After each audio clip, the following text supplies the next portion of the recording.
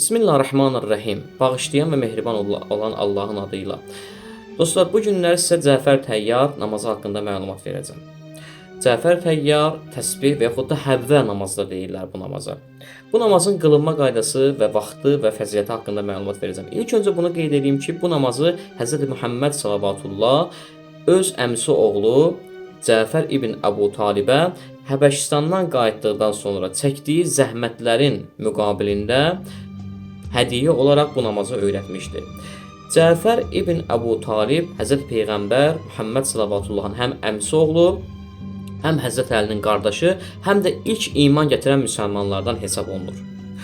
Bundan da əlavə Allah Rəsulunun göstərişi ilə səhabələr, müsəlmanlar Məkkədən Həbəşistana mühacirət eləyəndə həmən Cəfər ibn Əbu Talib həmən müsəlmanların başında rəhbərçi olur. Bu namaz günahların əfv olunmasına və hacətlərin, istəklərin qəbul olmasına səbəb olan namazdır. Hətta din alimlərinin qeyd etdiyinə əsasən mühüm işlərdə və yaxud məsələn gec evlənənlər bu namazı qılsa, bu namaz onların hacətlərini və istəklərini həyata keçirdər. Cəfər Sadiq əleyhissalam öz səhabəsi Müfəzzələ buyurur. Deyir, ey Müfəzzəl, nə vaxt işin çətinə düşdü, nə vaxt bir çətinliyin oldu, bu namazı qıl.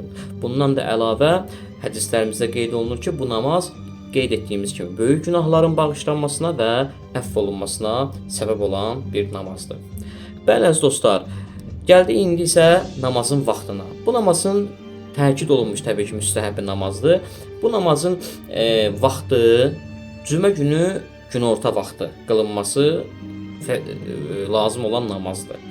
Bundan da əlavə hədislərimizdə qeyd olunur ki, həmçinin bəraət gecəsi və yaxud Nimə Şaban gecəsi bu namazı qılmaq daha fəzilətli hesab olunur. Namaz necə qılınır? Namaz 2 təşəhhüd və 2 salamla 4 rükətdən ibarətdir. 2 təşəhhüd və 2 salamla qılınır. Yəni eyni ilə sübh namazı kimi 2 rükət, 2 rükət. Namazın qılınma qaydası. Cəfər Təyyar namazını qılıram qurbətən ilallah. Birinci rükətdə həmdə oxuduqdan sonra Zilzal surəsi oxunulur və qiraəti bitirdikdən sonra 15 dəfə Subhanallahi vəlhamdülillahi və la ilahə illallah vallahu əkbər zikri deyilir. Rüküyə getdik. Rükünün zikrini dedikdən sonra 10 dəfə həmən birinci zikri təsbihatı deyirik. Rüküdən qalxdıq. Qalxdıqdan sonra yenidən 10 dəfə Subhanallahi vəlhamdülillahi və la ilahə illallah vallahu əkbər deyilir. Səcdəyə getdik. Səcdənin zikrini dedikdən sonra yenidən 10 dəfə. Səcdədən qalxdıq. Yenə 10 dəfə. İkinci səcdəyə getdik. Yenə zikri dedik və zikri dedikdən sonra 10 dəfə təsbihatı ərbəə. Yenidən ikinci səcdədən qalxdıq. Yenə 10 dəfə təsbihatı ərbəə. Bu bizim birinci rükətimiz. İkinci rükətə qalxdıqdan sonra isə yenə həmd surə oxunulur və ikinci rükətdə Adiyat surəsi oxunulur. Və yenidən həmən birinci rükətdə olan qaydanı təkrarlayırıq. İkinci rükətdə də təşəhhüd və salam deyilir. Bu birinci hissə, yəni 2 rükət tamamlandı.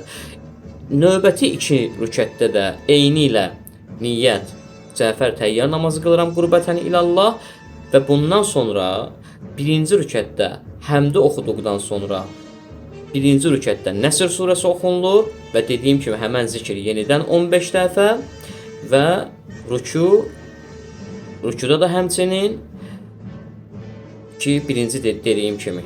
Ondan sonra 2 səcdə, yenidən qalxırıq ikinci rükəti üçün. Yenə də həmdi oxuduq və ikinci rükətdə isə İxlas surəsi oxunulur. Tamam. Yenə də həmən qayda tətbiq olunur və təşəhhüd və salam namazımız tamamdır. Yəni bir sözlə 4 rükətli namazdır. 2 rükət sübh namazı kimi qılınır. Birinci rükətdə Zilzal, ikincidə Adiyat, üçüncüdə Nəsr və dördüncüdə İxlas. Bundan da əlavə hər rükətdən sonra dostlar dediyimiz kimi həmd surəni oxuduqdan sonra 15 dəfə təsbihat-ı ərbəə, rükuda hər rükətdə rükuda zikri dedik 10 dəfə, qalxdıq qiyama 10 dəfə, səcdəyə getdik. Zikri dedik 10 dəfə, səcdədən qalxdıq 10 dəfə, ikinci səcdəyə getdik, zikri dedik 10 dəfə, səcdədən qalxdıq 10 dəfə. Hər 4 rükətdə 2 rükət, 2 rükət olmaqla bu hal təkrarlanır. İnşallah ki, Allah namazlarınızı qəbul etsin, bizim üçün də dua edərsiniz. Vəssalamu aleykum və rəhmətullahi və bərəkatuhu.